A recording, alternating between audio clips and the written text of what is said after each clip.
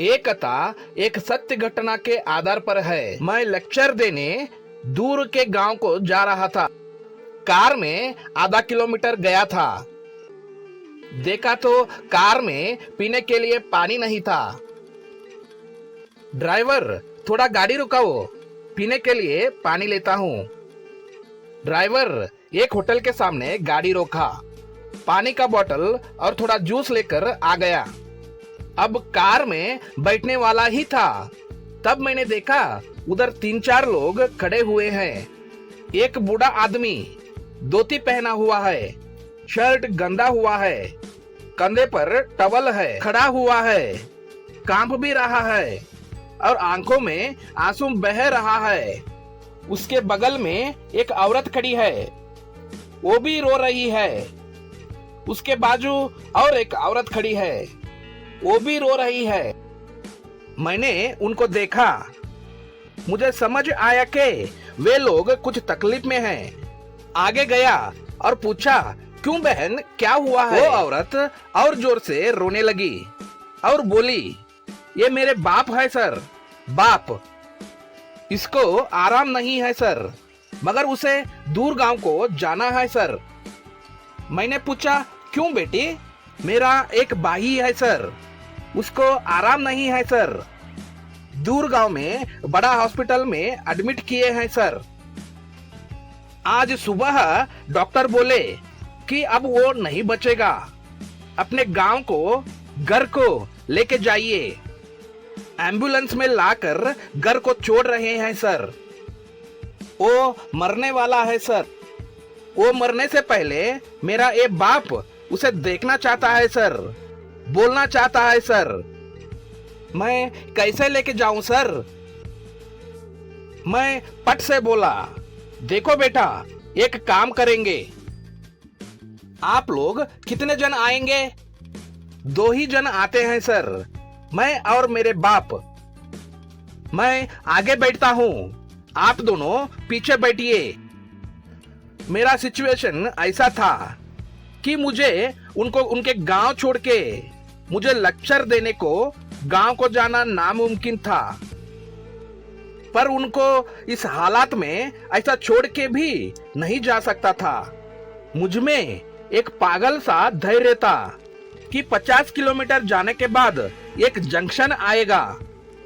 उधर से राइट को 30 किलोमीटर गया तो इनका गांव आएगा। उस क्रॉस जंक्शन में कोई ऑटो या कार मिलेगा ही मिलेगा। मैं ही पैसे देकर ऑटो या कार में उनको भेज दूंगा, ऐसा मैं सोचा था। कार में बाप और बेटी दोनों रोते ही जा रहे थे। मैंने कहा, कुछ नहीं होता, अपने आप को संभालो। बेटे को मरने से पहले मिलता हूँ या नहीं, ऐसा बोलकर बाप रो रहा था। अब वो जंक्शन क्रॉस आ गया। चाय मंगाया, ब्रेड भी मंगाया। बाप नहीं खा रहा था। जल्दी जाना है सर, जल्दी जाना है सर, ऐसा ही बोल रहा था। मेरे टाइम पर उस जंक्शन में कोई भी ऑटो नहीं दिख रहे थे, कोई कार्स भी नहीं दिख रहे थे। क्या करूं अब? हाँ, और एक कार बुक करने के लिए टाइम नहीं था मेरे पास। मेरे लेक्चर को भी टाइम हो रहा था। तब उसी टाइम पर उसी रोड पर एक कार आया। पति पत्नी और एक बेटी उस कार में जा रहे थे। मेरे को ऐसा चिंतित देख के उस कार वाले लड़का ने मुझे पूछा, क्यों सर, क्या हुआ है? कुछ चाहिए था क्या?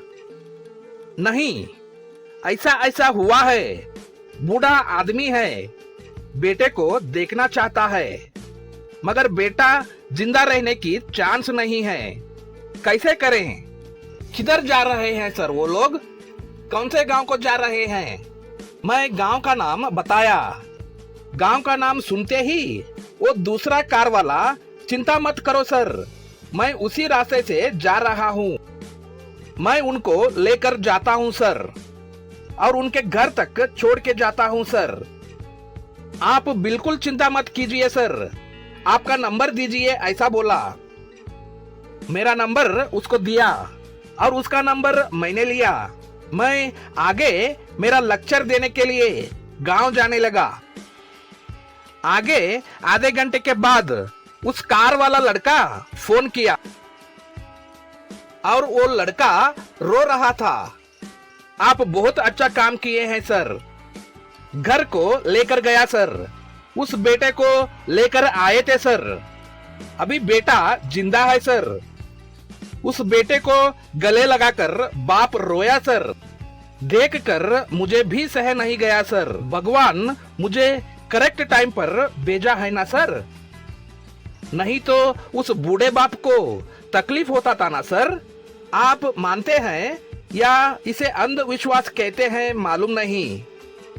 मुझे एक दृढ़ विश्वास है कि आप कोई भी अच्छा काम करने के लिए दृढ़ विश्वास करके ठहरते हैं तो भगवान आपके बगल में आकर आपके साथ रुक जाते हैं। मगर गारंटी रहना चाहिए। अच्छे काम करने को गए ना तो 100% दृढ़ता से उसमें विश्वास रखो। वो काम 100% होगा ही होगा। वो कार वाला लड़का रो रहा था। मैंने कहा, आज तुम बहुत ही बड़ा काम किया है। नहीं सर, वो लड़का जो बोला आज तक मेरे कान में गूंज रहा है। उस लड़के ने कहा, sir I am so grateful to God because he use me an instrument for right cause. एक अच्छे काम के लिए भगवान मुझे उपकरण, एक साधन बनाया। इसलिए भगवत गीता में श्री कृष्ण कहते हैं, निमित्त मात्रम भव्य सव्य साचिन। Subscribe subscribe subscribe.